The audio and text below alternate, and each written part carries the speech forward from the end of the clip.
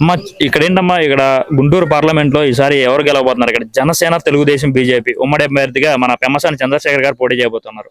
మరి ఇక్కడ ఆయన గెలుపు ఎలా ఉంటుందమ్మా? ఇక్కడ పెమ్మసాని చంద్రశేఖర్ గారు మనిషిని ఎవరు చూడక ముందులే పెమ్మసాని అనే నినాదంతోనే ఆయన ఫ్లెక్సీలతోనే జనంలో చాలా పాపులారిటీ అయ్యారు. ఫస్ట్ ఆఫ్ ఆల్ ఆయన నేను ఎందుకు ఇంట్రెస్ట్ చూపిస్తున్నానంటే ఆయనకి వేల కోట్ల ఆస్తి ఉంది.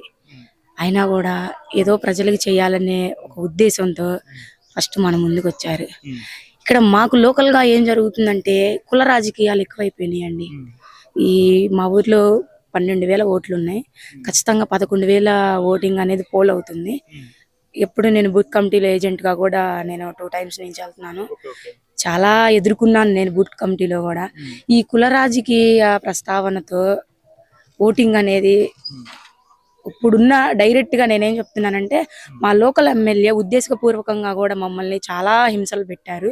కేవలం మేము జనసేన పార్టీ అభ్యర్థులు అనే ఉద్దేశంతో ఈరోజు మిత్రపక్షాలతో కలిసి వెళ్ళటానికి కూడా కారణం ఏంటంటే ఇలాంటి వ్యక్తులు అనేవాళ్ళు ఇక నుంచి రాజకీయంలో ఉండకూడదు, ప్రజలు ఇటువంటి ఇబ్బందులను ఎదుర్కోకూడదు అనే ఉద్దేశంతోనే అధిష్టానాన్ని మేము గౌరవించి ముందుకు వెళ్తున్నామండి. పెమ్మసాని గారు అయితే ఖచ్చితంగా గెలుపుకి అతి చేరువలో ఉన్నారు.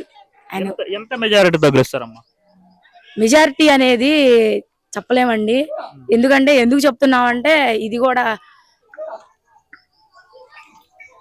అధికార పక్షం, ఇప్పుడున్న అధికార పక్షం ప్రజల్ని చాలా ఇబ్బందులకు గురి చేసింది. రీసెంట్ గా కూడా మేము కొన్ని ఇబ్బందులకు గురయ్యాము.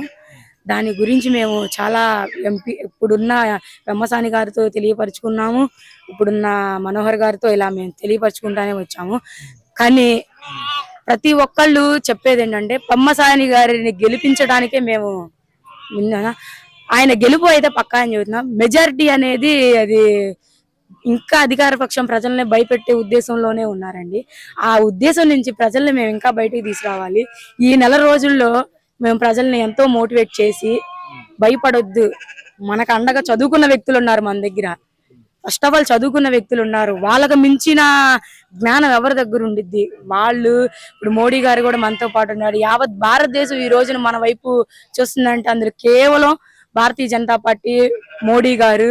అందుకు ఉదాహరణ కూడా 600 సంవత్సరాల నుంచి పెండింగ్ లో ఉన్న కేసుని అయోధ్య రామ మందిరాన్ని మనం గొప్పగా నిర్మించుకున్నాం.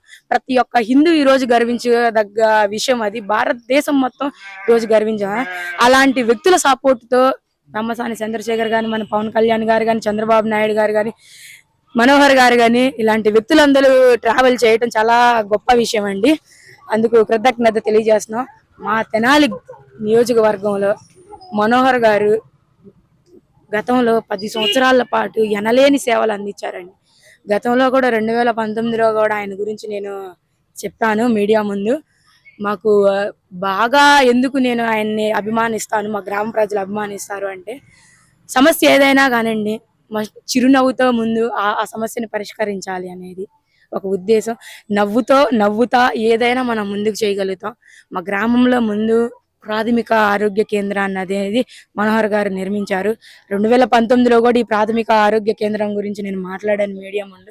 ఆ ప్రాథమిక ఆరోగ్య కేంద్రం నిర్మించడం వల్ల మాకు కోవిడ్ టైంలో కానీ ఇట్లాంటి వ్యాక్సిన్లు ఇలాంటి వాటి కోసం చాలా ఉపయోగకరంగా ఎక్కడెక్కడికో వెళ్ళి ప్రజలు ఇబ్బందులు పడ్డారు చిన్న చిన్న గ్రామాల్లో.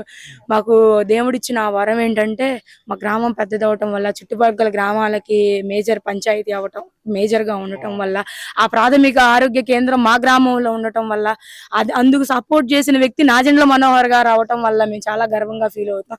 మళ్ళీ ఆయన్ని గెలిపించుకునే అవకాశం మాకు వచ్చింది కాబట్టి ప్రజలు ఖచ్చితంగా ఆయన్ని డెఫినెట్లీగా మేము 50,000 మెజార్టీతో తెనాలి కాన్స్టిట్యూషన్ నుంచి గెలిపించుకోగలుగుతామని మనస్ఫూర్తిగా కోరుకుంటున్నామండి.